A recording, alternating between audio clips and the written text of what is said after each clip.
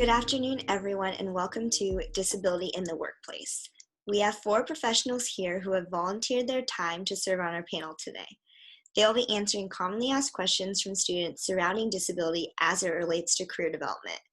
My name is Sierra Boussard, and I'm the Career Counselor for Disability Veteran Inclusion Initiatives at the University of Tennessee, Knoxville, and I'll be moderating our session today.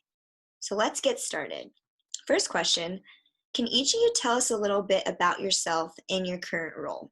Sure. My name is Eric Moore. I'm a Universal Design for Learning and Accessibility Specialist at the University of Tennessee, Knoxville. I work in the Office of Information Technology. I'm part of an instructional design team. And in that capacity, we help faculty develop courses and teach courses using best practices for teaching and learning. What I'm bringing to the table is an explicit focus on how we can design those courses proactively to meet the needs of diverse students, including students with disabilities. What I often find as a disabled person myself is that it's frustrating when somebody's designed an environment, including a learning environment, as if we were all average, and then expect us to go find resources and supports to retrofit after the fact. What this results in for a lot of students is the experience that they have to go through several steps to get to step 1, where their peers were some time before. And that can take a strong emotional and practical load on these students. So what we want to do is create environments in which that flexibility is built in to begin with, in which we normalize variability so that everybody feels welcome and has the capacity to learn to the fullest extent possible. Oh, Jill? Sure. Hi, I'm Jill Malalepsy. I'm an assistant director in the Office of Equity and Diversity at the University of Tennessee, Knoxville. And my role has a number of functions related to disability accommodation provision, specifically for staff and faculty. So when a staff or faculty member presents with an accommodation request or what we consider a reasonable workplace accommodation, that some institutions, it goes to HR. At UT, we're somewhat unique, and it goes to the Office of Equity and Diversity, and that's where I oversee ADA compliance for employees.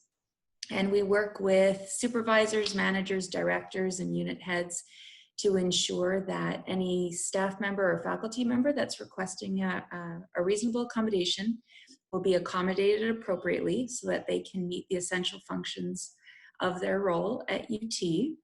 In addition to that, I also serve as a backup investigator in our office because we oversee 2 of the additional anti-harassment and discrimination policies at UT, which may or may not include disability as a protected status.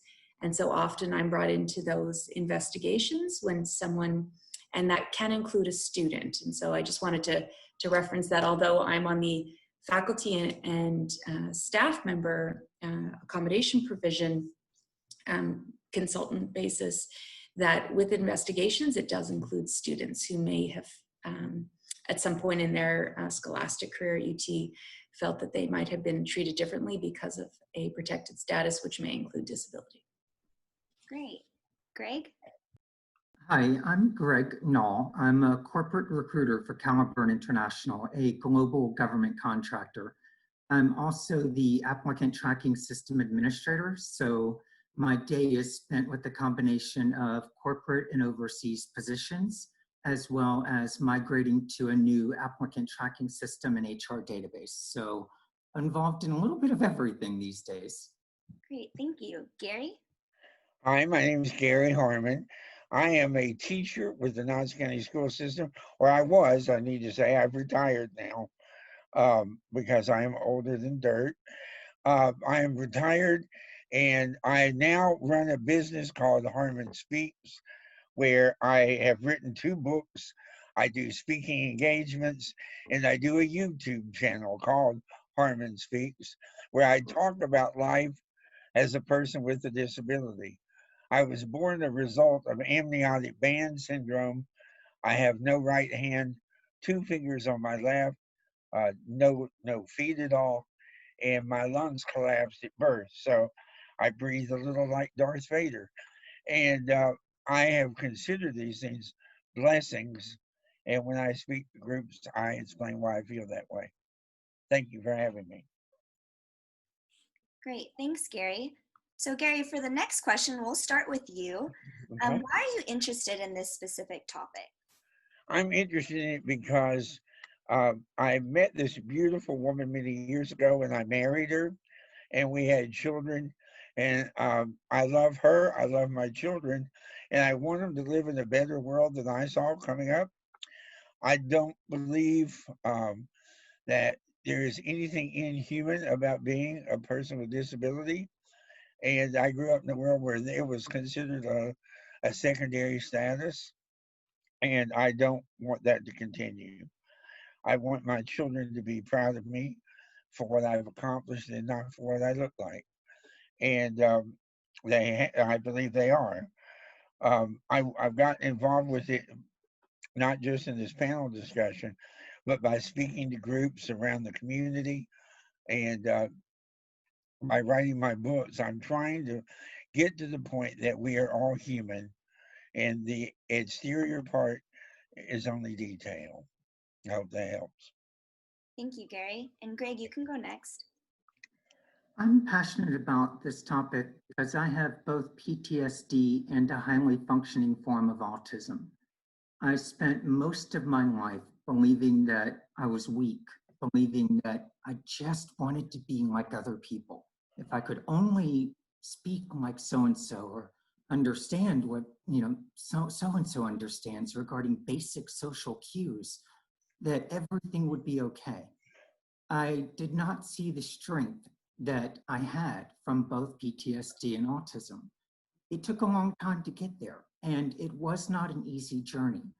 If there's anything that I can do to help make that easier and to help somebody else see that disability is not a weakness, it can in many ways be the greatest strength that somebody has, and it can be value added in the workplace.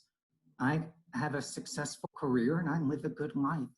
And a lot of that is due to seeing my autism and PTSD as a value added strength for my career, for my personal life, and for my community. Thank you, Greg, for sharing. Jill? Thank you. Well, obviously, this is my day-to-day work. And so when I was asked to participate today, it just seemed like a natural fit in terms of being able to share with students what is available in the workplace in the United States. And potentially, I don't think I shared this earlier, but I am originally from Canada. And so some of our human rights legislation differs. But I think that additional international perspective can assist for any students that are thinking of potentially working abroad in other countries and getting to know what rights and responsibilities are afforded to employees. I was a student who struggled at times during my university experience related to mental health symptoms. And so I was someone who utilized academic accommodations at times. I haven't been utilizing workplace accommodations in many years. I manage symptoms, but I think that part of my interest in serving on this panel today was there seems to be a lot of misunderstanding around, I was a student with accommodations, but I don't think that that will follow through in any way in the workplace. A lot of students enter the workforce thinking academic accommodations are long gone, they're not in school, and that asking for any type of workplace accommodation might not be appropriate. And so I'm here to kind of dispel that preconceived misinformation that I witness a lot with employees that are a bit skeptical to come forward and request accommodations. Thanks, Jill. Eric?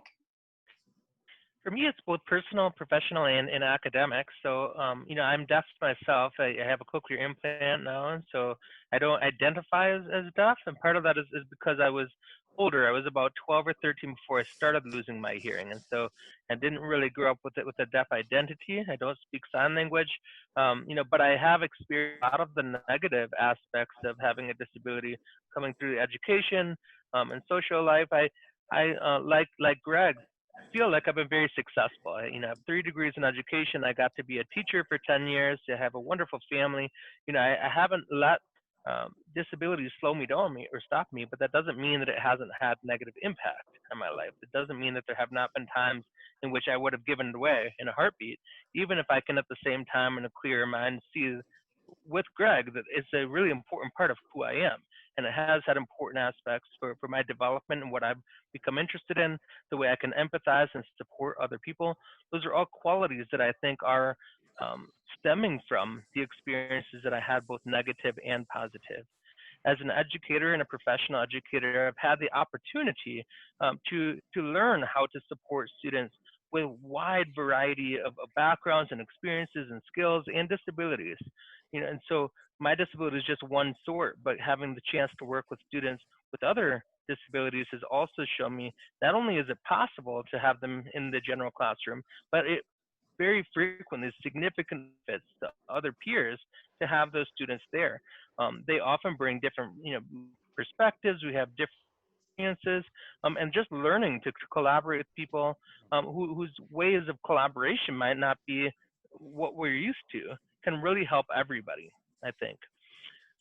As a scholar now, as a PhD recipient back in 2017, my research and my work has been focused on how we can be more inclusive in education and more specifically higher education.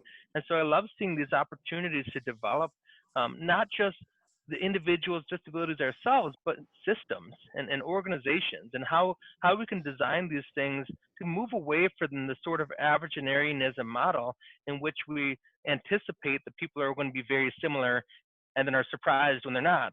And instead, go into designing systems in businesses and schools and classrooms in such a way that we expect people to be different, and that's okay, and it's valued, and it's welcomed. Thank you. And Eric, we'll start with you for the next question.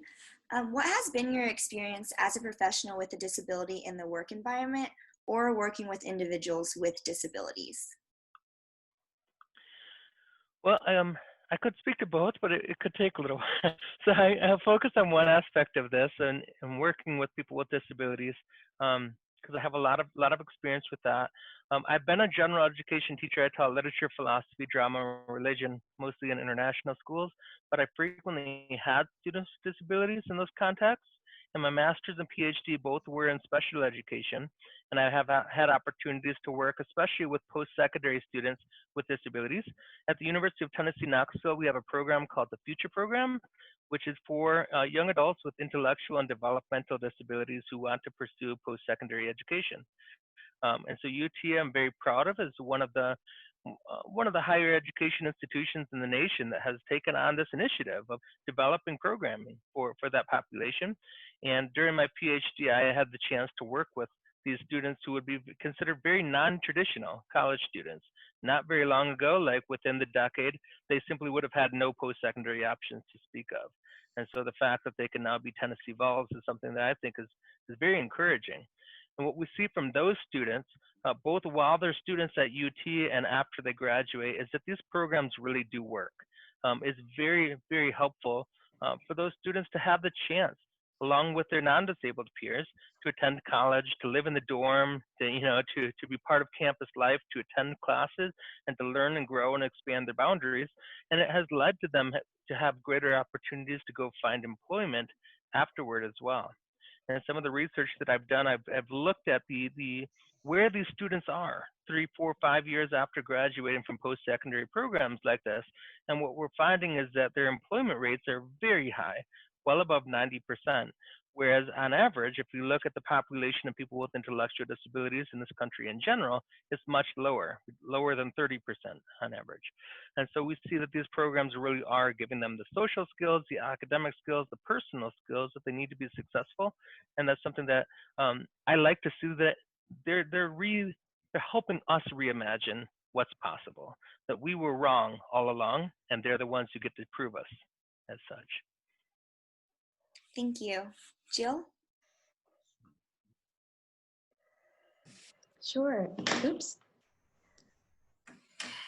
So in terms of my role at the university, I worked now at 7 different colleges and universities across Canada and the United States. All of my postgraduate career has been in higher education and specifically working with individuals with disabilities. I spent more than a decade supporting students in higher ed who self-identified as living with one or more disabilities. And now I've made a switch in the last 5 years to working with employees and staff and faculty who are living with disabilities. And what I can speak to today in terms of what I'm noticing at UT has been we call it an interactive process, where a bit different for the Student Disability Services accommodation provision, where students will self-identify, make a request, and it's determined by an academic counselor or coordinator what the mandated accommodations will be for that student moving forward in their academic program. It's a bit different in the workplace setting because they're not mandated accommodations. So really, it's my role to make an appropriate recommendation, and it's up to a supervisor whether or not they want to follow through on that recommendation when I formalize a letter. I have yet to have someone in a supervisory position come back to me to say they don't agree with it. So, 7 universities later, I'm at a place where I feel that we have a very engaged community around wanting to support employees to be successful in their jobs. And we take great time and effort. And I think my predecessor, Jenny Richter, who's our Associate Vice Chancellor, who's also the director and serves formally as our ADA coordinator for the institution, who will actually be leaving in a week and a half. So we're kind of in a very, I don't want to say an awkward time, but everyone's working from home at the moment. And our ADA coordinator will be leaving her role. But I think in the 34 years that she's been at the institution, she's helped foster that sense of we're working together. It's never been, I'm not ever met with resistance. I haven't found, which is contrary to some other institutions, I will say, where I'm advocating on an employee's behalf in relation to the essential functions of their position, that they're looking for some flexibility or some creativity in how they can complete the work differently than the other 7 employees that they're working with. And thus far, I've been at the institution, it'll be 2 years this July. And like I said, in every case, we've had a successful outcome. And not all requests are reasonable. It really depends on the nature of an employee's work. But as I engage with the employee and the supervisor, we have come to a conclusion at all times that meets the needs of the employee and the needs of the unit. And I feel very proud to work in such an environment. Thank you. Greg? So being a professional with disabilities, this has been challenging in many areas. For me, how I communicate is a little bit different. I struggle with small talk. It's something that I've never truly understood. I tend to gear on the side of formality in speech because that's where my mind is most comfortable. It's how I think, it's how I see things. How I absorb knowledge is different. For me, it's not just reading the book, it's almost absorbing the knowledge and then instantaneously having it in every area except mathematics, oddly enough. But for how that has happened in my career and how I've struggled with it, it's been a lot at times. At the beginning of my career, I always felt different. I never went out with coworkers after work. I was never comfortable. I didn't know how to have conversations about the things that they were having conversations about. It seemed like an alien language to me. And that's part of why it took so long for me to be comfortable with it, for me to embrace who I am. I will say that I work for a supportive organization now. I did not request an accommodation. In fact, only 2 people until now know about the autism, although it does show up in many aspects of what I do. I have found ways to turn those into core assets. I'm an extremely analytical person. I've recently been made the system administrator for the recruiting software for 4 different companies, which we have that are merging into one. It's a huge undertaking, but it's something that my mind operates in extremely well. So the challenge of being disabled in the workplace can be there.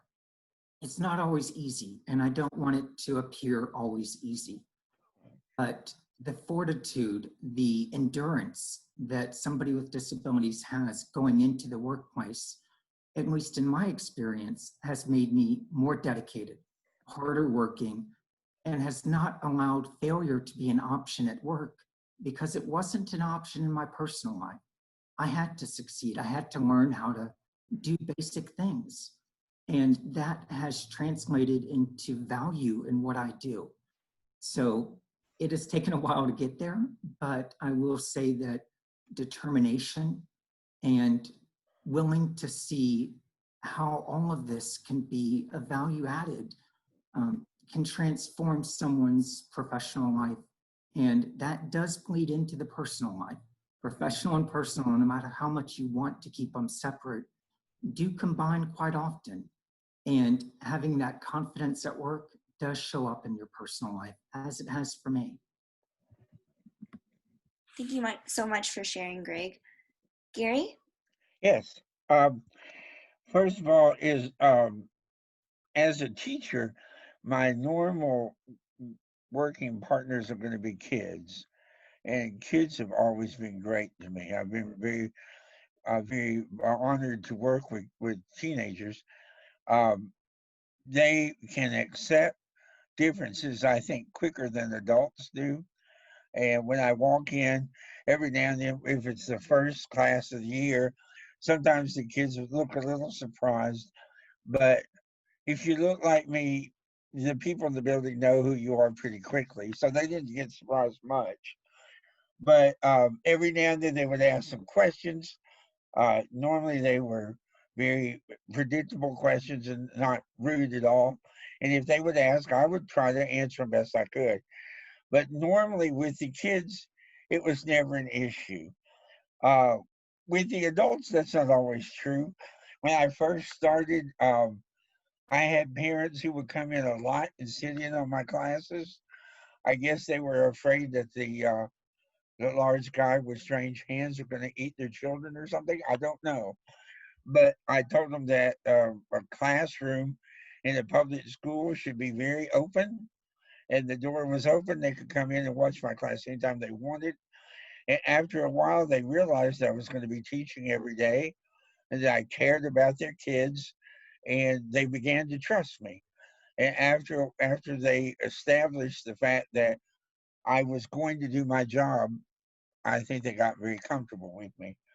Um, there were a couple times that we had some run-ins, but not really anything terribly bad. I also have a 14-year-old son who's autistic, so I am enjoying hearing from Greg. When his school first tested him and told me that he was autistic, we had tested him 4 times before, and so I went in and I met with him, and I told him that having grown up with a disability, I didn't really want to admit one of my children had a disability, and they really turned me around on that. They explained to me that in the modern age, that's not seen as a bad thing. That just means that he learns a little differently, and we have to respect that and learn to do that. And I adore this child, and we have a great time together. Now that we're home in isolation, I'm attempting to teach him, and I have good days and bad, but His schools have been great with him. He's had terrific teachers. They're supportive and really helpful. So for the most part, I report that my experience has been a very good one. Great, thank you, Gary. So we'll start with you for the next question. Did you request accommodations from your employer? If so, how was that process and where did you learn about services available to you? Actually, in my very first interview with Knox County Schools, I was asked if I would be able to walk upstairs to go to my classroom. And I smiled and I said, I'm not sure you're allowed to ask that. The way I understand it, and I may get this wrong, so please tell me, but I believe they had to offer me the job and then see what they could do to get me into a classroom. I'm not sure if that's right, but they asked me if I could get into the classroom, and I said, since you asked the question, yes, I can, and I can get in anywhere you need me to go. I got the job, so we didn't fight about that anymore. I didn't need any changes in my classroom. I worked with what I had. I can write on the chalkboard, not legibly, but I can. And with technology, that got easier and easier. There was one time when I was in a wheelchair for a while. I had some problems with my legs, and the only accessible bathroom in the building was on the other side of the building, and that became a bit of an issue. There was a men's restroom near my classroom, but the only toilet in the restroom was surrounded by a little stall, and my chair couldn't get into the stall.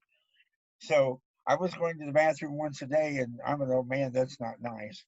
So I would go into the principal's office and talk about it and ask him to remove the stall. And finally, I had to threaten legal action, and they got rid of it, and they got the stall out. And it just took an hour. It was not that big of a deal, but that was really the only battle I had to fight for that, and I survived and I won it. Thank you, Gary. And Jill, it looks like you wanted to speak on what Gary shared. Do you want to just go next? Sure. So Gary, I'm sorry that question was asked of you in the interview, because you're absolutely right. Your hunch that that's not an appropriate question is correct. Right. Because that could be potentially a form of discrimination. You know, if someone had answered, well, it depends, do you have an elevator that I could access? And then you're not offered the position, and how do you know if it's because of what you answered and because they're discriminating based on illegal reasons. So just wanted to share that. A lot of our role is to educate. You know, part of OED's mandate and portfolio is to ensure that we're equitable in our hiring practices.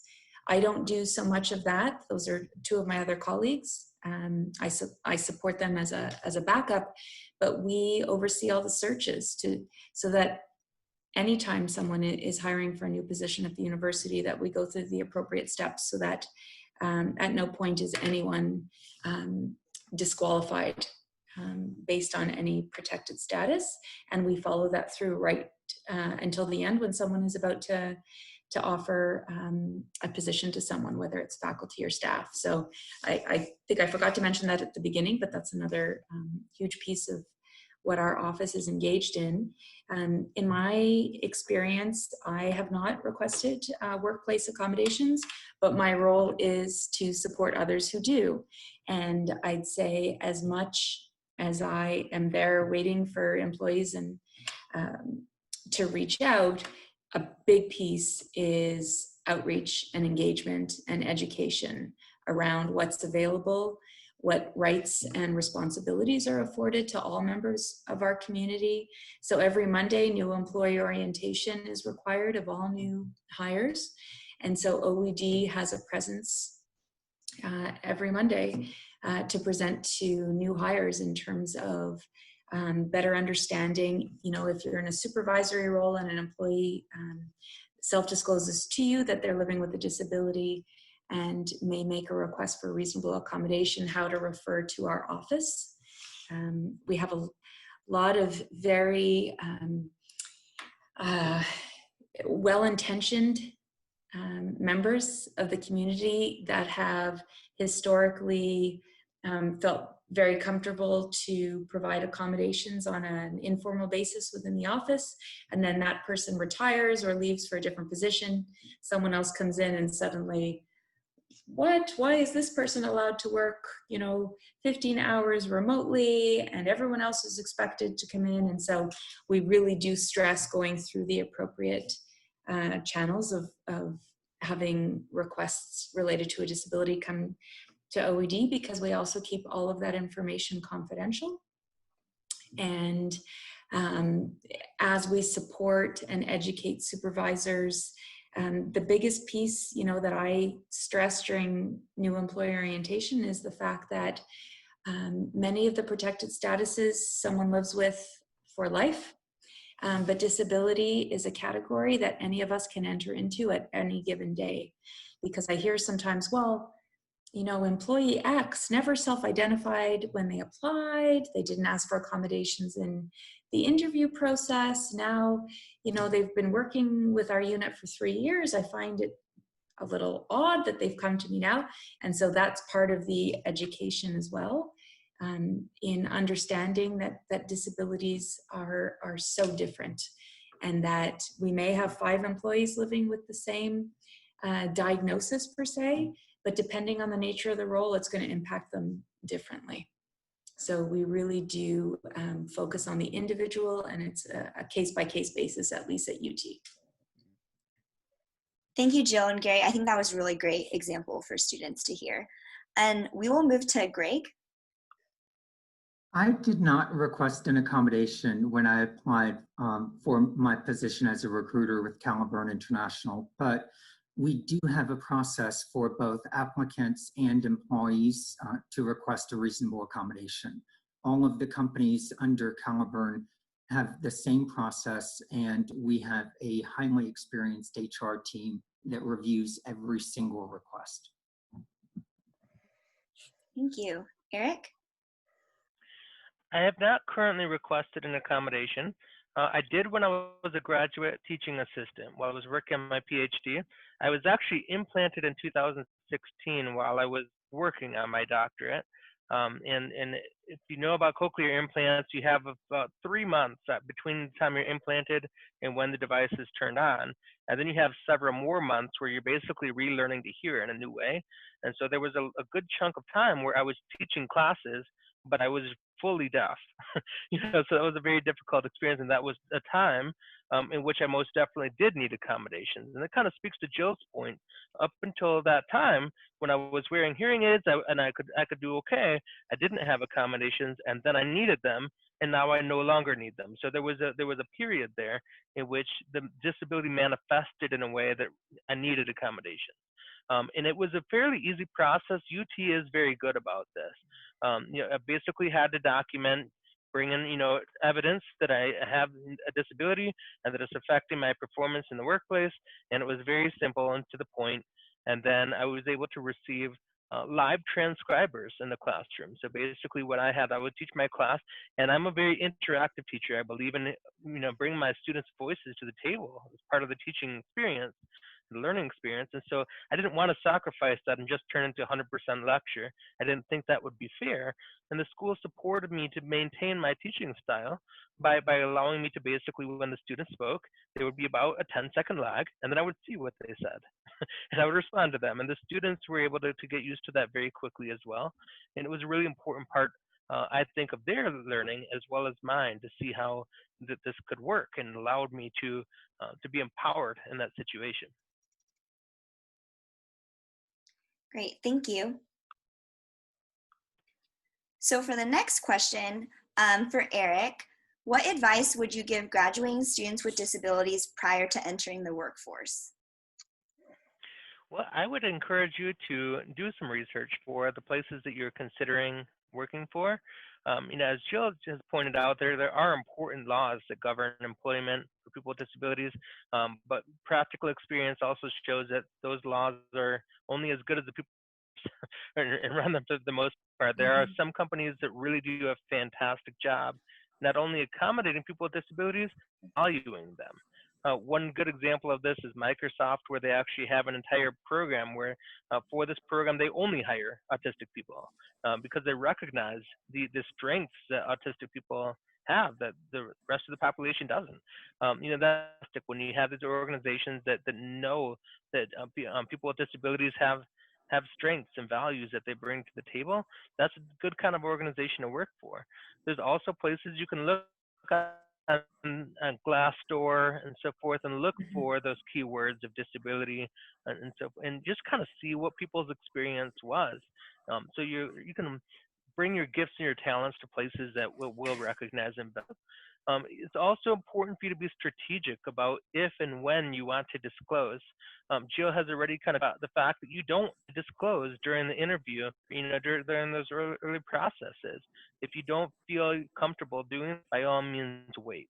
So that you do have a lot of flexibility and a lot of power given to you by right and by law for how and when to disclose your disability. Thank you. Jill?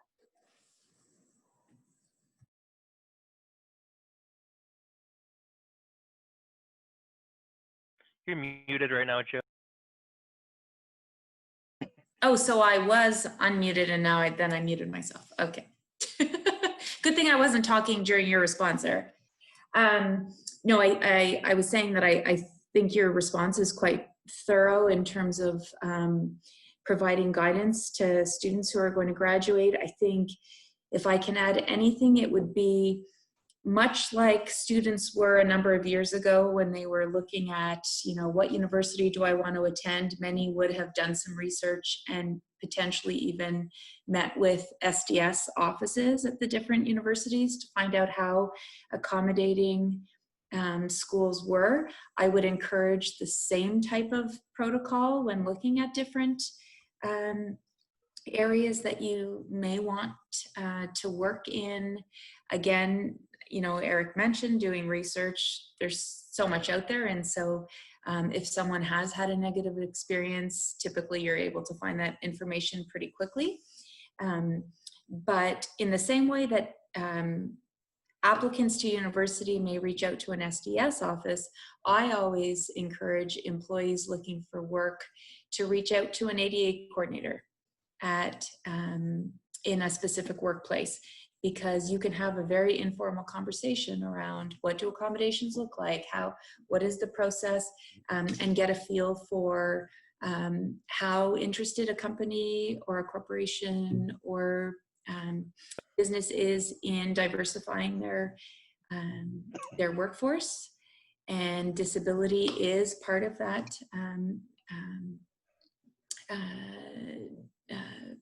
I think in terms of what's the word I'm looking for at this point? Enriching our diverse pool, and many disabilities are invisible, and so that adds to the I think additional components of, Eric talked about when and if to self-disclose. It's completely a personal choice, and just because you haven't self-disclosed at the onset of either applying or being offered a position doesn't prohibit you from requesting at any point in your career with any company. Thank you. Greg? As a recruiter, I would say my biggest piece of advice is to network.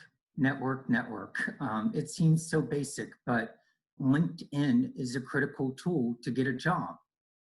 Two of the jobs I've worked for, including my current job, I didn't apply to.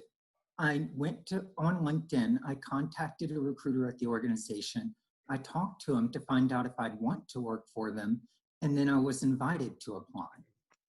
So a LinkedIn profile, having it robust and showing what value you can add to the organization is critical, because you are able to have that as more of a warm introduction into the company. And there are times you may discover something about the company.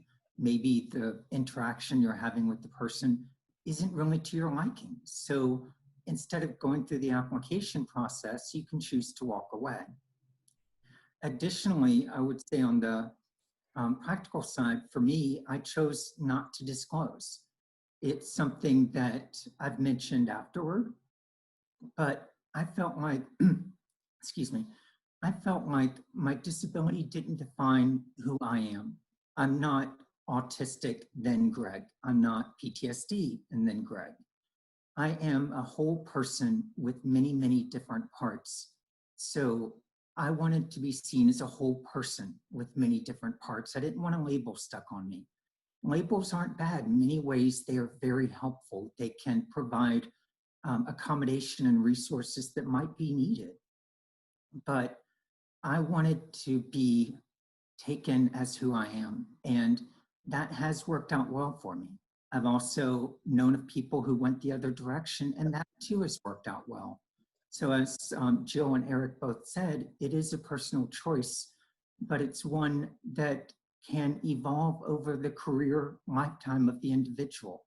The decision made today for the first job doesn't have to be the decision made 2 or 3 years from now for the second job. So thank you.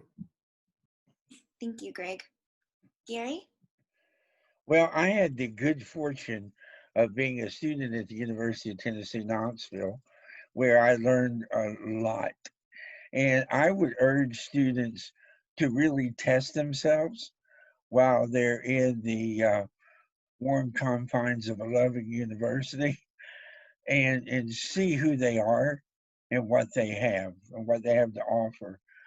I grew up in a little town and went to small schools, and I was very grateful for all those experiences, but I didn't really know what I could do until I moved to the big city of Knoxville and went to UT and really had to take on a really big school. And I found out I did okay. My grades were good. I was student body president when I left. I even got to be a torchbearer. And I'm not bragging, I'm just excited that I got those opportunities. And I knew when I went to interview with principals, I wasn't scared of them. I've been to bigger things. I'd already told the governor of Tennessee I disagreed with him to his face. And so I was not intimidated by anybody interviewing me. And I knew who I was. And as the last speaker spoke, I'm not a disability or list of my disabilities.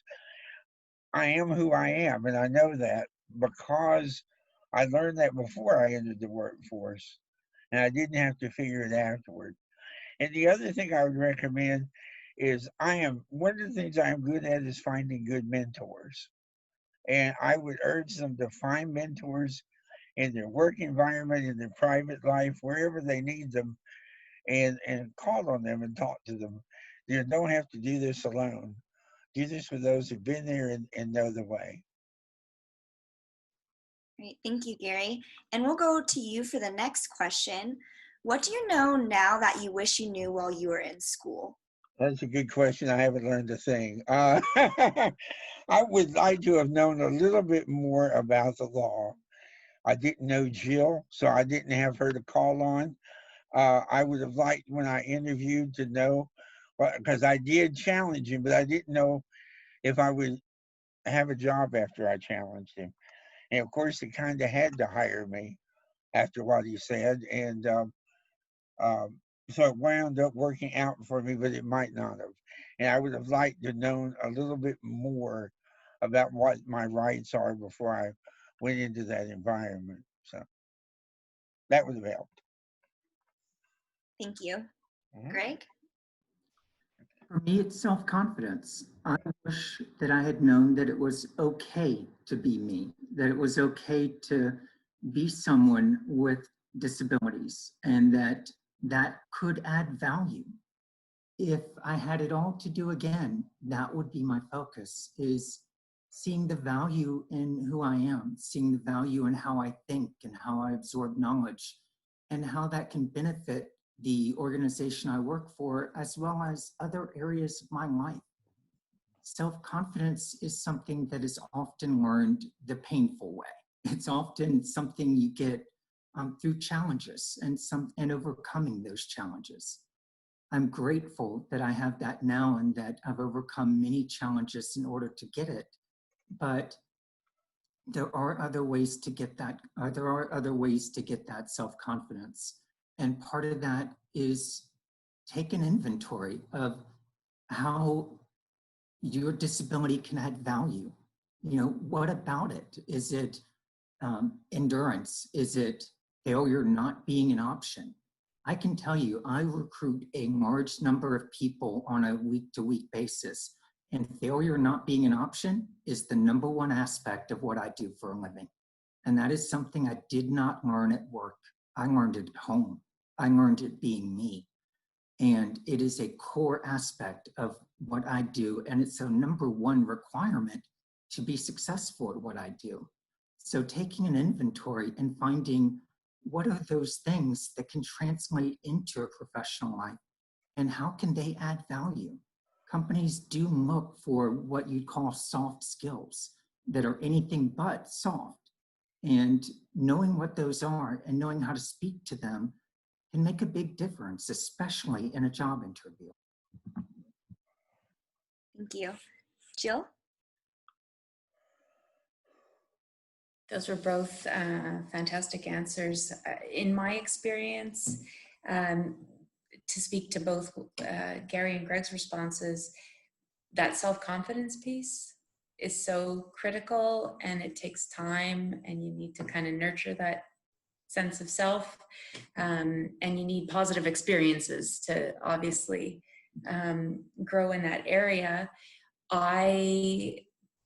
For many years in employment, if ever I were to request a potential extension on a deadline for a project that I'm working on, or can I finish something up at home for a couple of hours, I always felt as though my supervisors were doing me a favor, and that it was I wasn't being treated the same as someone else, and I used to feel really awkward about, why was my project not finished at 5 o'clock on the Friday when the other 8 co-workers provided their input for our annual review.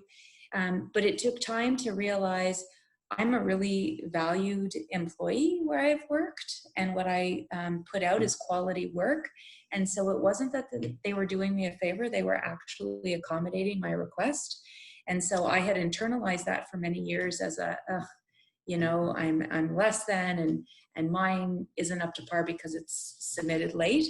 But coming to realize over time, at any point a supervisor could have said, absolutely not. No, I've asked all of you for a specific deadline, much like in university when there's a class test or assignment that has a strict due date. I understood it as a student that I was being accommodated, and that equitable equality and being equitable doesn't have to mean Friday at 5, right? And so it's taken me a lot of years, but if I could offer any guidance around that sense of not feeling less than as much as you can, not allowing the negative self-talk to interfere, because I think, as many of our panelists have pointed out on numerous occasions this afternoon, living with a disability offers so many additional perspectives, and we're often quite resilient, and we've overcome a lot, and we persevere. And so I think when I'm looking to hire folks, that's a huge benefit and asset that I see in terms of self-determination and pushing through. And when someone has overcome a number of quote unquote barriers, often imposed by our society, not because they're actual barriers. I think, Eric, you could probably speak to this much better than I could in terms of your universal design world. But those are huge qualities that I see in others, and over time have learned to love within myself as well. Thank you. Eric? Yeah, I love what everybody has said so far. I guess I'm going to kind of piggyback on that a little bit. First, I think a lot of the anxiety that I felt as a student when I was, as an undergraduate, that am I going to find a job? Am I good enough for a job? Can I be a teacher even if I have hearing loss? Will I be able to find a life partner? As a deaf man, these types of questions, these anxieties that I had. I now realize after the fact, we're not unique to me. We're not unique to people with disabilities. These are anxieties that everybody has. And so recognizing that those anxieties that you sometimes feel are not purely because of the disability. They're because of the stage of life that you're in. And you're very much not alone in facing those types of anxieties and so forth. And so recognizing that I find to be helpful. I also totally agree with the idea of focusing on what it is that you are bringing to the table. What are the things that are strengths? And reframing your disability as a strength is part of that, but it's not all of it.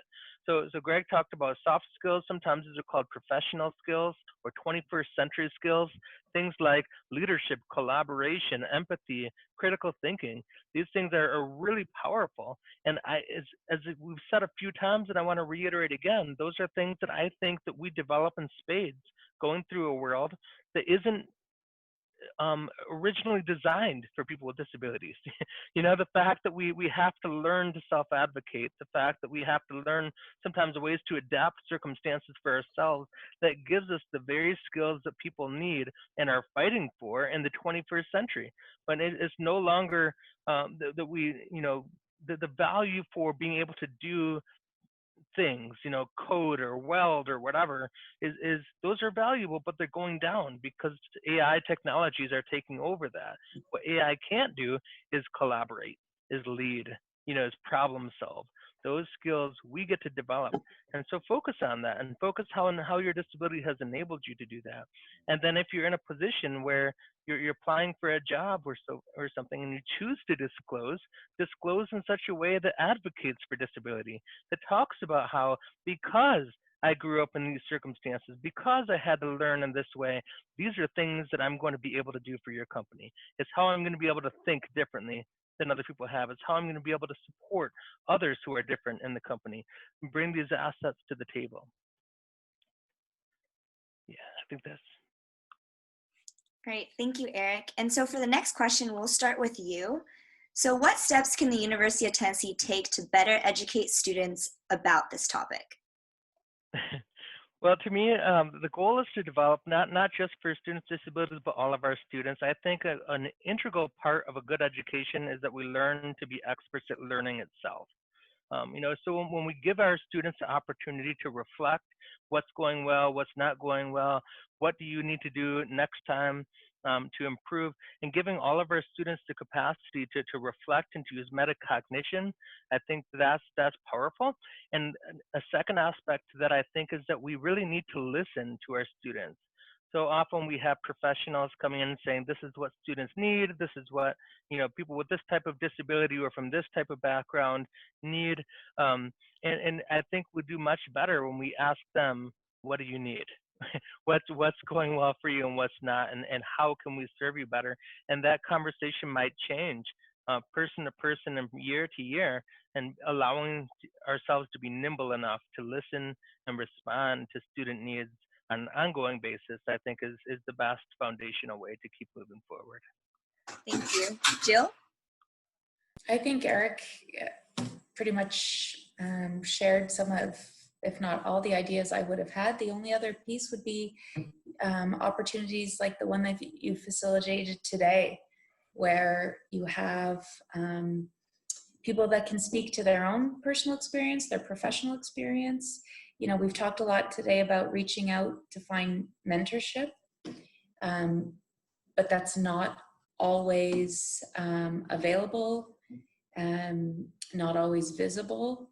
And so I think these types of opportunities for those that haven't necessarily found someone to connect with can provide a really great starting point in terms of, here are some of the considerations as you're moving along to the next phase of your life to better understand. And, you know, potentially after this recording, if not when we all meet in person, that we do have students that reach out to us that may feel connected to, and that we can assist in empowering them to empower themselves moving forward.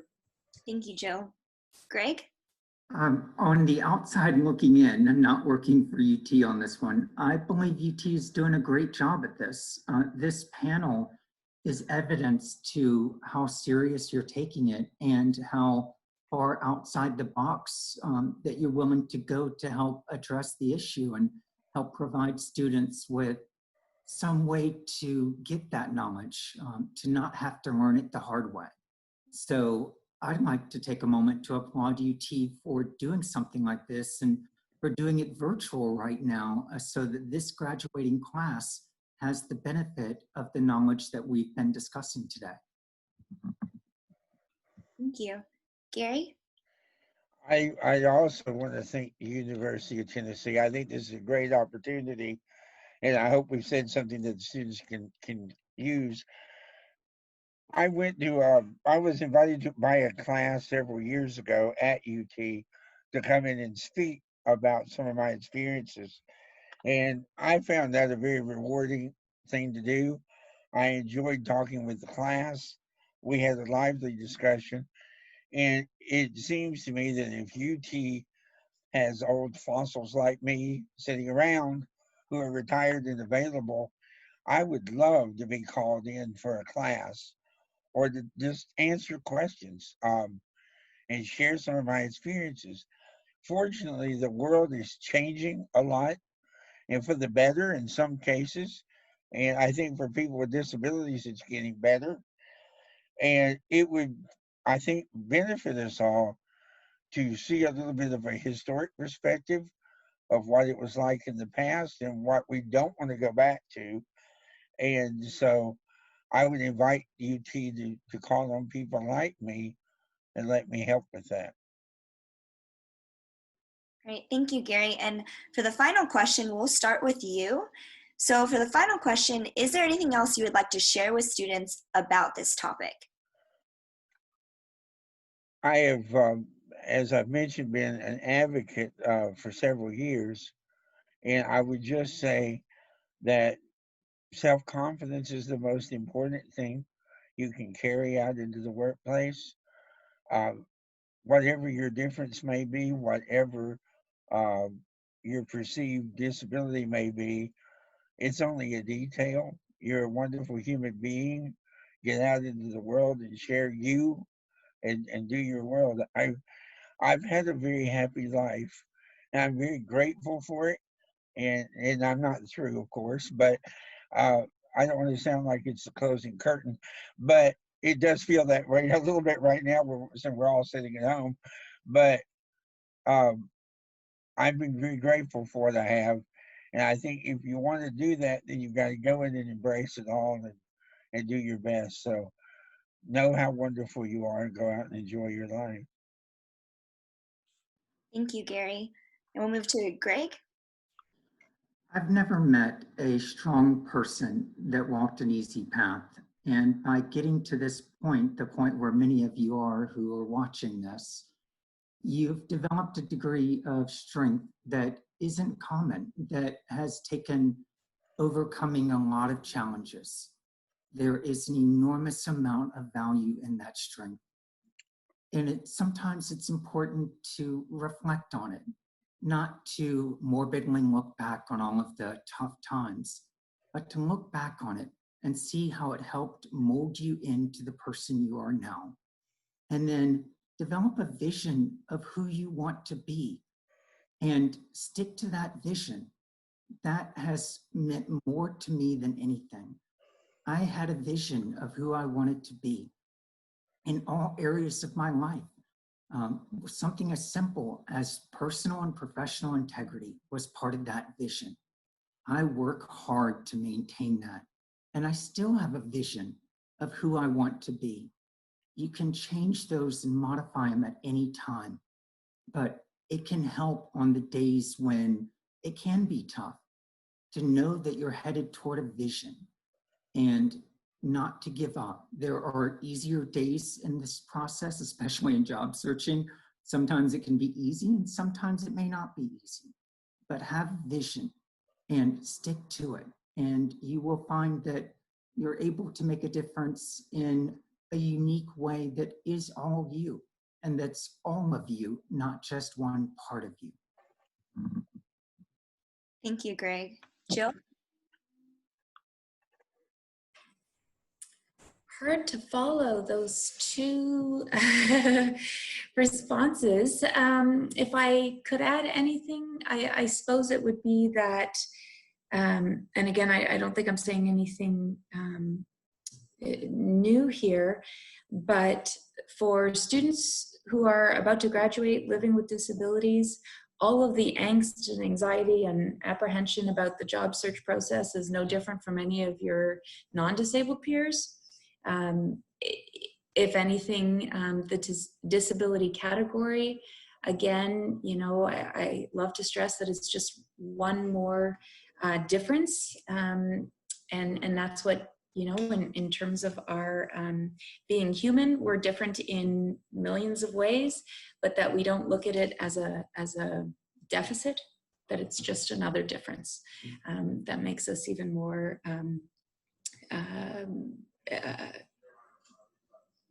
interesting, right? Who wants to meet someone who's exactly like them? But then for the students that might be taking part in this session as well, who might not be living with a disability at this point, it's having an awareness of the value of your coworkers that you're going to be working with, the types of employers you'll be working for, and the type of supervisor you'll want to be when working with individuals in the workplace with disabilities. And so hope that they can also take something from this as well. Thank you, Jill. Eric? I would say as you get to a place of confidence and strength, and that might not be when you're going through your first job search and so forth, but when you get there, to recognize the unique position that you have to be somebody who paves the path for people who are coming after you. I think that it's important for us to be advocating for accommodations and for supports in those places that are slower to get on with the program. What we're seeing right now during the COVID-19 crisis is how possible so many accommodations are that were not seen as possible before.